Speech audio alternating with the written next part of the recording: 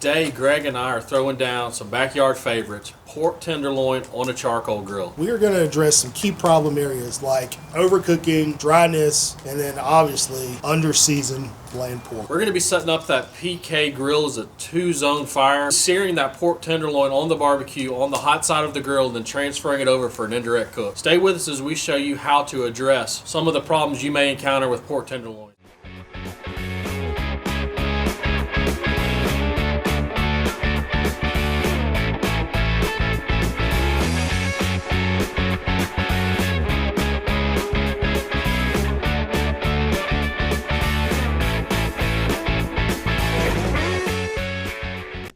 So we're cooking on the PK today, holds heat very well. We're cooking with a 2-zone fire. We have a little bit of cherry wood in there to add some extra flavor for the pork. This pork tenderloin is going to be fantastic. One of the things I love about pork tenderloin is it's a very bland cut of meat, and it takes on whatever flavor you want to impart in it. It can be sweet, spicy, barbecue, really a versatile cut of pork. We're going to give you 2 flavors so you can pick which one or which flavor profile you think would go good for dinner tonight. Whatever you like. All right, today we got 2 pork tenderloins. One of the things I like about having 2 in the package is we can do 2 different flavors. First step today is we're gonna go ahead and trim off any of the silver skin or excess fat we have. Of course, we do want to leave some of this fat. This is a pretty lean cut of meat, and we'll do that to both of them here.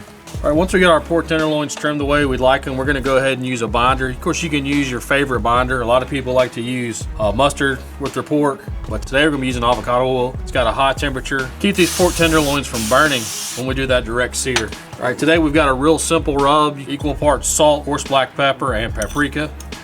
Gonna mix that up and make a great rub. One of the things you notice that we've omitted from this rub is sugar. Since we're doing a direct sear, we want to stay away from any sugars that could caramelize and burn real fast. So we're just gonna go ahead and put a nice healthy amount of rub on our pork tenderloin. All right, we're gonna flip these over. Make sure we get the other side. It's okay to go heavy on this rub. Remember, pork is a lean cut of meat, doesn't have a lot of flavor. It's gonna take on most of the flavor that we add to it today. All right, we've got our PK set up. Got it set up as a 2-zone fire. We've got a direct heat here and an indirect on this side of the grill. But first, we wanna make sure we boil our grates. Now we've got our pork tenderloins ready. We're gonna do a hard sear.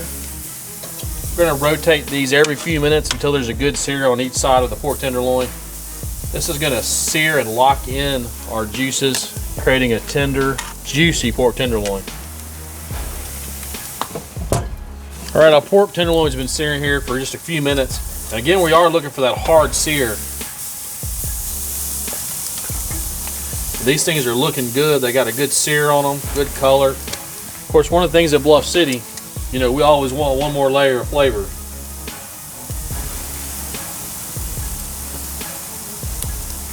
Right, just go a few more minutes and we'll get them off to the indirect side. We're about another minute or 2 minutes in.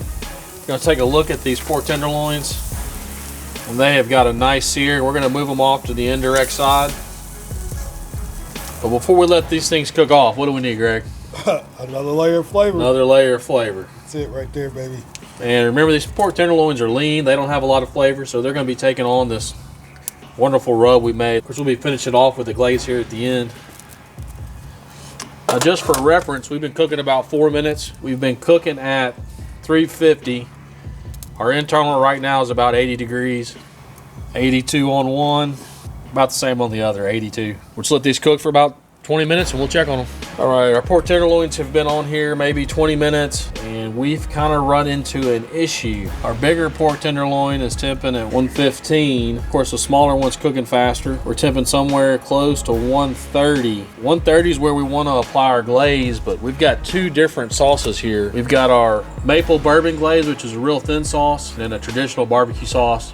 This is Bluff City Rub Sweet Heat. So what we want to do here is we want to go ahead and get our maple bourbon glaze going. We're going to put several coats on. We'll start when the pork's about 130.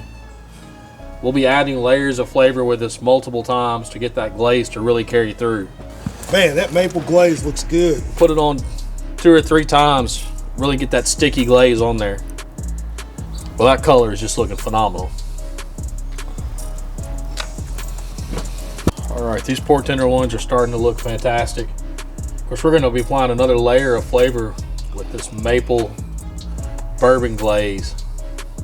We really just want to layer this on. We're gonna get this guy a flip. Glaze the other side.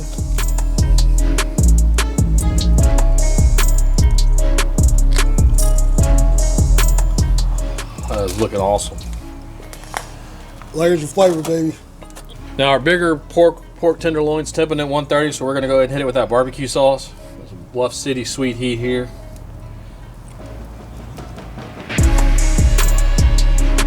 I always like to give my guests a couple options of flavors.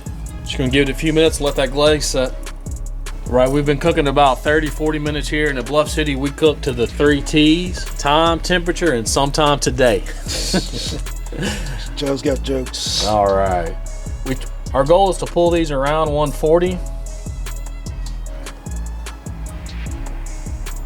And you can see we're at 142. And for our bigger pork tenderloin, we're right in there around 142 as well. Before we pull these pork tenderloins off the grill, we're gonna go ahead and hit it one more time with that Bluff City Sweet Heat. Right, we're gonna go ahead and take these pork tenderloins off, get these inside for a quick rest. We've been cooking these pork tenderloins at around 300 for 30 to 40 minutes. Cooked them to an internal temperature of 130, then we applied our glaze. And just make sure these things come out juicy. We pulled them at 140. We're gonna go ahead and tint these and let the muscle fibers in this pork tenderloin rest. And really when they relax, they're gonna pull in those juices and give us a juicy, wonderful pork tenderloin. We've got our 2 pork tenderloins off the grill. They've rested for 10 minutes. We're gonna go ahead and slice these up. We're gonna go ahead and slice them at a slight angle. That'll give us the impression of a little larger cuts than the radius of the pork tenderloin.